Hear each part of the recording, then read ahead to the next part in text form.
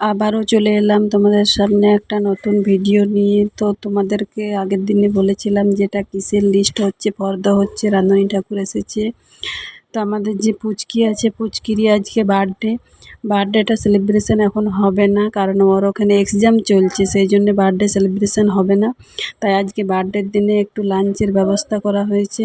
তো কেমন হয়েছে সাজানোটা তোমরা কমেন্টে কিন্তু জানাবে। এইখানে শ্বশুরমশাই আশীর্বাদ করে নিচ্ছে, তারপরে একে একে আমরা সবাই আশীর্বাদ করে নেব। এখন দুপুরবেলাতে কেউ তো বাড়িতে নেই, দাদাও কাজে গিয়েছে, হাজব্যান্ড গিয়েছে, ছেলেও স্কুল গিয়েছে। তো আমরা ঘরে যে কজনা আছি সেই কজনা দিয়েই দুপুরে ওকে আশীর্বাদ করে নিচ্ছি। আর ওর এক্সাম বেরোবে, তারপরে সেলিব্রেশন হবে বার্থডের। রান্নাগুলো সব দিদি করেছে, আর আমি কিন্তু সাজিয়ে দিলাম। এখানে আমিও আশীর্বাদ করে দিলাম, তারপরে ভাগ্নিও আশীর্বাদ করে দেবে। তো পুচকিকে তোমরা সবাই আশীর্বাদ করো যেন ভালো থাকে, সুস্থ থাকে, এই দিনটা যেন বছর বছর ফিরে আসুক। তোমার ভিডিওটা কেমন হয়েছে তোমরা একটু প্লিজ কমেন্টে